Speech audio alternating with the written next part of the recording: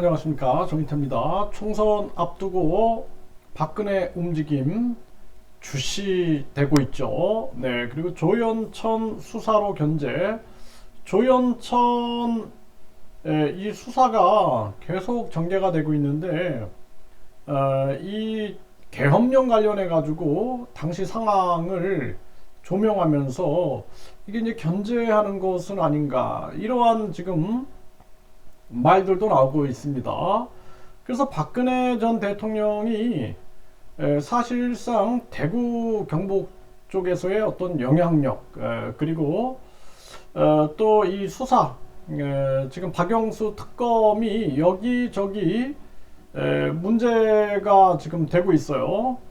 그런 상황에서 박영수 특검과 윤석열 수사팀장, 그리고 한동훈 이 검사, 이들의 수사가 과연 공정했는가, 이런 얘기들도 계속 나오고 있는 거죠 지금. 네, 그래서 총선 앞두고 이 박근혜 움직임에 대해서 아주 주목을 받고 있는 정황이고, 이 조현천 수사는 하나의 견제가 아니냐, 뭐 이런 목소리들도 나오고 있는 정황입니다. 네, 미디어 워치에서 보면은 변희재, 박근혜 진영의 벽까지 뛰어넘는 태블릿 진실의 편에 서달라, 박근혜 전 대통령 태블릿 조작 수사, 유영아를 왜 비호하나, 이제는 태블릿 문제에 대해 침묵을 깨고 입장을 밝혀줘야 한다.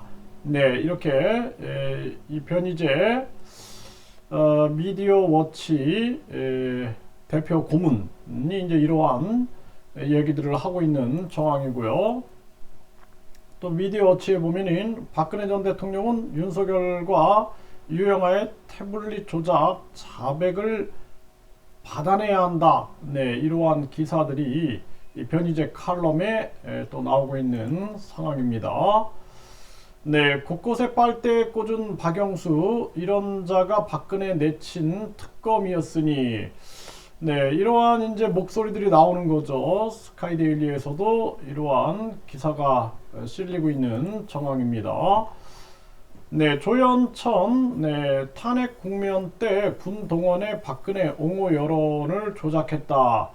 네, 그래서 조현천 전 기무사령관이죠. 네, 이 기무사령관인데 이러한 부분들이 나오고 있는 거예요.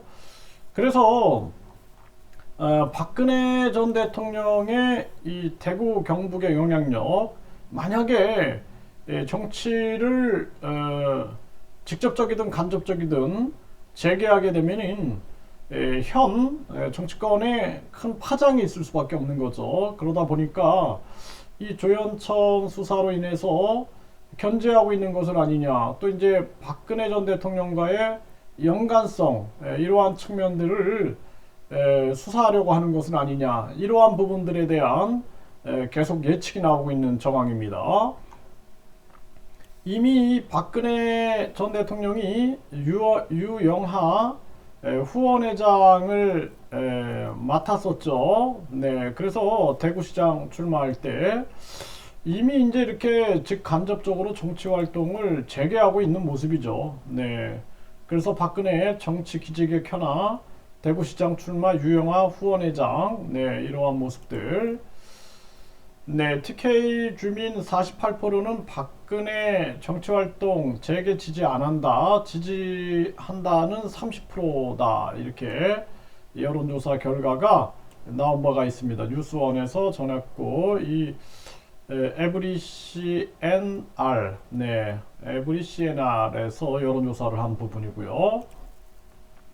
네, 박근혜 총선 딱 1년 앞두고 움직임 재개 예사롭지 않다.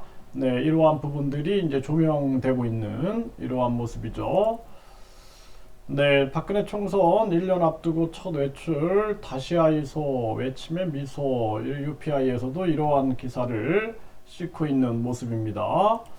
네, 그래서 복잡한 거죠. 정치권도. 네, 박근혜 이 탄핵에 대한 정당성, 이게 이제 안 나올 수가 없는 문제이고, 또 지금 조현천 수사로 인해서 이 박근혜 전 대통령과의 또 관련성을 또 밝히려고 하는 것은 아닌가.